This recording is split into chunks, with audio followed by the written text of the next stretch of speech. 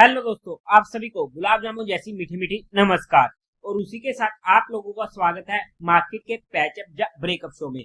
आज की वीडियो काफी ज्यादा इंपॉर्टेंट होने वाली है क्योंकि कल का दिन होने वाला है आईपीओ से भरा हुआ दिन, जहां पर काफी सारे आईपीओ क्लोज भी होने वाले हैं और काफी सारे आईपीओ की लिस्टिंग भी होने वाली है। तो वहां पर उन सभी आईपीओ में क्या रहेगा मेरा final decision for education purpose और क्या रहेगी मेरी पर्सनल लिस्टिंग स्ट्रेटेजी, उन सभी पॉइंट्स को हम डिस्कस करने की कोशिश करेंगे। और उसी के साथ साथ होने वाले कल के दिन बैंक निफ्टी की एक्सपायरी एंड निफ्टी में क्या इंपॉर्टेंट लेवल्स रहेंगे, क्या रह सकती है कल के दिन मार्केट की नीयत, उसे स्टडी आउट करने की कोशिश करेंगे। तो अभी से इस वीडियो को लाइक और चैनल को सब्सक्राइब कर दीजिएगा। अगर हम सबसे पहले आज के दिन का एफआईआई और डीआई डाटा चेकआउट करते हैं तो डीआईएस ने मामूली सी 150 करोड़ की सेलिंग करी है, वहीं पर एफआईआई ने 1175 करोड़ की बाइंग करी है। नेट में बाइंग का फिगर एक अच्छा फिगर है जो हमारे लिए और मार्केट के लिए पॉजिटिव हो जाता है। अब अगर हम सबसे पहले आईपीओ की बात कर लेते हैं तो कल के दिन 4 एसएमई आईपीओ होने वाले हैं close. Visaman global sales, Mason infratech, Sylvan plyboard, Shivalik power control, ये 4 एसएमई आईपीओ होने वाले हैं जो कल के दिन क्लोज होंगे। अगर मैं इन चारों में रैंकिंग देने की कोशिश करूं तो पहली रैंकिंग पर आएगा शिवालिक पावर कंट्रोल, जो मेरे अकॉर्डिंग, मेरे रिस्क रिवॉर्ड रेशो, मेरी पर्सनल स्टडी के अकॉर्डिंग मैं आप लोगों के साथ स्टडी कर रहा हूं। सेकंड रैंकिंग पर आएगा साइलावेन प्लाईबोर्ड, थर्ड रैंकिंग पर आएगा मैसन इंफ्राटेक एंड फोर्थ पर आएगा वीजामैन ग्लोबल सेल्स। अब अगर मैं इसमें अपने पर्सनल डिसीजन की बात करूं तो कल के दिन मैं सिर्फ एक ही आईपीओ अप्लाई करने वाला हूं, वो होने वाला है शिवालिक पावर कंट्रोल का। क्योंकि एसएमई आईपीओ में अगर हम एचएनई कैटेगरी में आईपीओ अप्लाई करते तो वहां पर हम जितने मर्जी लोट लगा सकते हैं और हमें मिलने की probability on the basis of proportionate basis पे जाएगी। मतलब कि अगर किसी आईपीओ में 100x भी सब्सक्रिप्शन चली जाती है और वहां पर अगर मैंने 100 लोट लगा दिए, एचएनआई कैटेगरी में ही लगेंगे ऑब्वियसली, तो वहां पर मुझे एक लोट एटलीस्ट मिल ही जाएगा श्योर शॉट के साथ।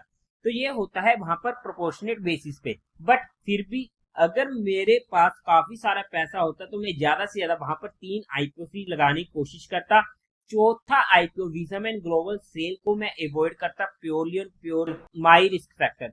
क्योंकि जैसे कि आप लोगों ने इसकी रिव्यू वीडियो को देखा होगा तो वहां पर हमें कंपनी में काफी इफ एंड बट देखने को मिले थे, जिसकी वजह से मुझे ये आईपीओ थोड़ा कम पसंद आ रहा था। बाय द वे फिर भी अगर हम बात कर लेते हैं शिवालिक पावर कंट्रोल में हमें अच्छा सब्सक्रिप्शन ठीक ठाक मिल चुका है, बाकी जो अच्छा होने वाला है वो कल के दिन हमें देखने को मिल जाएगा। तो वहां पर एक्सटर्नल फैक्टर की कोई दिक्कत नहीं है। सेकंड जो होने वाला है साइलावेल प्लाईबोर्ड, तो यहाँ पर अगर मुझे एचएनआई कैटेगरी में, मैं कंफर्मेशन की बात कर रहा हूँ, मिनिमम 200x का सब्सक्रिप्शन देखने को मिल जाता है तो वहां पर ये आईपीओ भी मैं इजीली अप्लाई कर सकता था। बट क्योंकि मैं सारा का सारा पैसा ही अपना शिवालिक पावर कंट्रोल में लगा दूंगा तो मेरे पास जहां अप्लाई करने को नहीं बचेगा। अब रही बात थर्ड मैशन इंफ्राटेक की, अगर मुझे क्वालिफाइड की तरफ से मिनिमम क्वालिफाइड और एचएनआई कैटेगरी दोनों में 100x ईच का सब्सक्रिप्शन देखने को मिल जाता तो मैं वहां पर इस आईपीओ को भी स्टडी कर सकता था। बट रही बात वीजामैन की, जैसी मर्जी सब्सक्रिप्शन आती रहे, मैं इस आईपीओ को प्योरली और प्योरली माई रिस्क फैक्टर अवॉइड करने की कोशिश करता। बट इन सभी आईपीओ में ये मेरा पर्सनल डिसीजन था जो मैंने आप लोगों के साथ education and learning perspective study किया है। आप लोगों का क्या रहने वाला है डिसीजन, कमेंट सेक्शन में बता दीजिएगा। और कोई भी एक्शन लेने से पहले एक बार अपने फाइनेंशियल एडवाइजर से कंसल्ट करके कोई एक्शन लीजिएगा। बट जो भी हमारा 26 जून को जितने भी आईपीओ मतलब कि कल के दिन क्लोज होने वाले हैं, जितना भी पैसा हमारा 24 को ब्लॉक हुआ था, यानी कि 2 आईपीओ में विन्नी इमिग्रेशन एंड ई न्यूट्रिका, जिन दोनों आईपीओ की अलॉटमेंट आ चुकी है और दोनों आईपीओ की अलॉटमेंट के लिंक मैं टेलीग्राम चैनल पर डाल चुका हूं। आप टेलीग्राम चैनल ज्वाइन कर सकते हैं, आपको डिस्क्रिप्शन में लिंक मिल जाएगा। तो वहां पर जितना भी पैसा हमारा ब्लॉक था वो पैसा अनब्लॉक हो जाएगा, जिसे हम इस 4 आईपीओ में यूज कर सकते हैं अकॉर्डिंग टू अवर माइंडसेट। अब रही बात हमारी लिस्टिंग की, जो वो आईपीओ भी काफी ज्यादा होने वाले हैं, यानी कि 1 2 3 4 5 आईपीओ कल के दिन लिस्ट होने वाले हैं, जिसमें से 2 रहेंगे main line IPO DW development and आसान लोन्स, बाकी 3 होने वाले हैं एसएमई आईपीओ। पर्सनली मुझे यहाँ पर कोई भी आईपीओ अलॉट नहीं हुआ है, बट अगर ये आईपीओ मेरे पास होते तो सबसे पहले अगर मैं एसएमई आईपीओ की बात करूं तो एसएमई आईपीओ में मेरा एक ही लिस्टिंग स्ट्रेटेजी होती है कि जैसी वो आईपीओ लिस्ट होते हैं मैं वहां पर इमीडिएट बुक करने की कोशिश करता हूँ। फिर उसके बाद वो आईपीओ डबल हो रहा है, ट्रिपल हो रहा है या आधा रह रहा है, मुझे फर्क नहीं पड़ता। मेरा काम था लिस्टिंग गेन लेना, मिला तो भी ठीक, नहीं मिला तो भी ठीक, मैं एक बार के लिए वहां से आउट हो जाता हूँ। क्योंकि जनरली हमें एसएमई आईपीओ में सर्किट देखने को मिल जाते हैं, अपर सर्किट या लोअर सर्किट। क्या लगना कंफर्म है? कोई कंफर्म नहीं है। अगर लगता है तो कौन सा लगेगा, कोई भी सर्किट लग सकता है, किसी को भी नहीं मालूम, बट अब फ्रंटली काफी सारे आईपीओ में हमें अपर सर्किट ही देखने को मिल रहे हैं, क्योंकि वहां पर मार्केट का मूड माहौल ही ऐसा बना हुआ है। बट फिर भी अगर बाय चांस लोअर सर्किट लग जाता है किसी भी आईपीओ में, तो हमें वहां पर दिक्कत हो सकती है और हमारा एग्जिट नहीं हो पाएगा जब तक वो सर्किट नहीं खुलेगा। तो बस इसी सर्किट के चक्कर से बचने के लिए मैं वहां पर इमीडिएट बुक करने की कोशिश करता हूँ। यही मेरी लिस्टिंग स्ट्रेटेजी होती है हर एसएमई आईपीओ में। अब अगर हम बात करते हैं हमारे मेंस आईपीओ की, सबसे पहले आसान लोन की बात करूं, तो अगर ये आईपीओ मेरे पास होता तो मेरी इसमें सिंपल सी लिस्टिंग स्ट्रेटेजी होनी थी कि जैसे ये आईपीओ खुलता वहां पर मैं इमीडिएट बुक करता, ज्यादा से ज्यादा 70% बुक करके बाकी 30% को मैं पहले 5 मिनट के लो पर ट्रेल करने की कोशिश करता। ये मेरी इसमें लिस्टिंग स्ट्रेटेजी होती। अगर मैं बात करूं DEE डेवलपमेंट इंजीनियरिंग आईपीओ की, तो वैसे वे जिन भी लोगों को DEE डेवलपमेंट आईपीओ या फिर जीएम इन्वायरो या डरलेक स्टॉक सर्विस मिला है तो उन सभी को कांग्रेट्स, और वीडियो को लाइक जरूर कर दीजिएगा। तो इसमें अगर मैं अपनी लिस्टिंग स्ट्रेटेजी की बात करूं, तो इसमें मेरी जो लिस्टिंग स्ट्रेटेजी होती है कि 50% क्वांटिटी को इमीडिएट बुक करके बाकी रिमेनिंग 50% क्वांटिटी को पहले 15 मिनट के लो पर ट्रेल करने की कोशिश करता।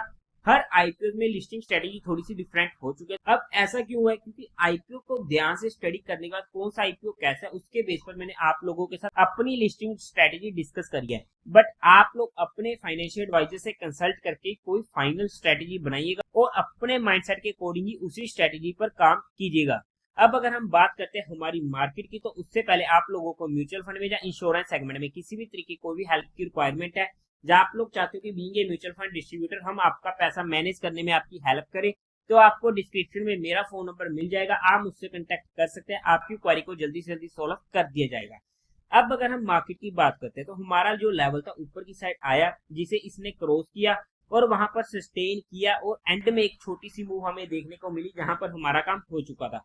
बट अगर हम कल के दिन मार्केट की बात करते हैं, तो ऊपर की साइड तो हमारे पास देखो कोई भी रेजिस्टेंस नहीं रहने वाला है, कहां तक मार्केट जाती है वो मार्केट को मालूम है। लेकिन नीचे की साइड इमीडिएट जो सपोर्ट रहेगी, इमीडिएट सपोर्ट तो देखो 23,665 की रहने वाली है। अगर यहाँ पर मार्केट आए और इस लेवल को बिना तोड़े ऊपर की साइड जाने की कोशिश करे, तो एक छोटे से स्टॉप लॉस के साथ 30 पॉइंट के स्टॉप लॉस के साथ ऊपर की साइड के लिए प्ले किया जा सकता है। बट इमीडिएट बेसिस पर जो हमारे लिए सपोर्ट रहेगी वो रहेगी 23,600 से 560 की रेंज। ये हमारे लिए इमीडिएट सपोर्ट होने वाली है।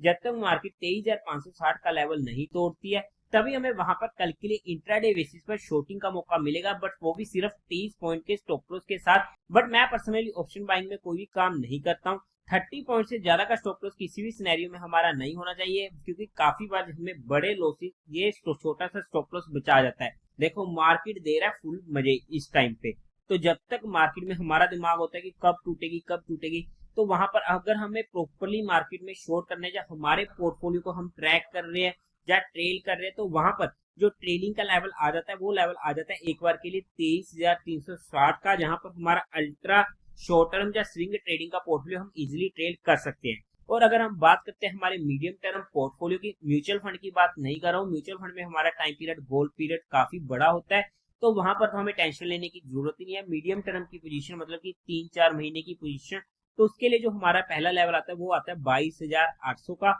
जहां पर अगर बाय चांस कभी भी मार्केट देखने को मिलते तो वहां पर तो हमें एक अच्छा मौका मिलेगा मार्केट में डिप आने का, और जहां से हमें एक अच्छी अपॉर्चुनिटी मिल सकती है मार्केट में ऊपर की साइड दोबारा से मूव आने की, और स्विंग ट्रेडिंग का वहां पर फिर से एक अच्छा मौका हमें देखने को मिल सकता है।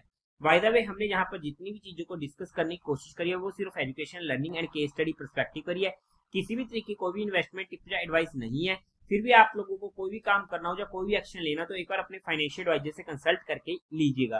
तो देवी और सज्जनों, उम्मीद है आप लोगों को ये वीडियो अच्छी लगी होगी, तो इस वीडियो को लाइक कीजिएगा, शेयर कीजिएगा और साथ ही साथ चैनल को सब्सक्राइब करें। हर हर महादेव।